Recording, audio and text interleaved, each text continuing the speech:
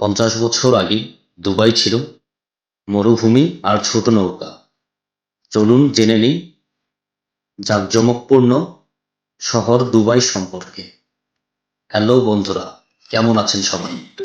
খেয়াল করে দেখেছেন বিভিন্ন দেশের সেলিব্রিটিরা এবং বলিউডের তারকা সহ বিভিন্ন বিজনেসম্যান এই দুবাই শহরে বিলাসিতা করতে আসে।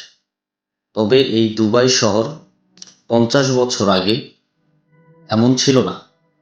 এখানে শুধু মরুভূমি ছিল এবং ছোট নৌকা ছিল।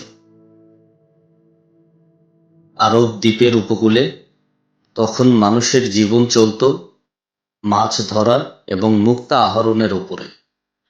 1833 সালে আল মাকতুম পরিবার দুবাইয়ের শাসন ব্যবস্থা হাতে নেয়, আর সেই নেতৃত্বই ভবিষ্যতের বীজ বপন করে।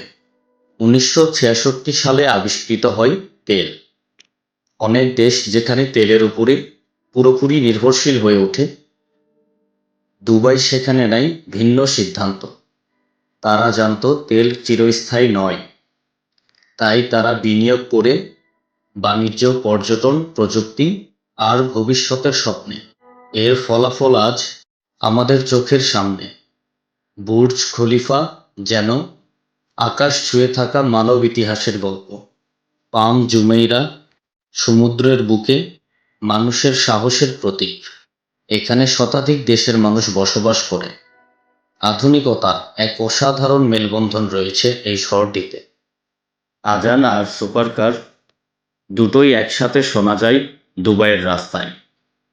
দুবাই শহর আমাদের শেখায়, সঠিক ভিশন আর সাহস থাকলে মরুভূমিতেও গড়ে ওঠে স্বপ্নের শহর। যদি তুমি আরও এমন বিশ্বের বিভিন্ন শহর সম্পর্কে জানতে চাও, তাহলে আজই চ্যানেলটিকে সাবস্ক্রাইব করো, ভিডিওটি লাইক দাও আর কমেন্টে বলো পরের ভিডিও কোন দেশ বা কোন শহর নিয়ে দেখতে চাও। দেখা হবে পরের গল্পে।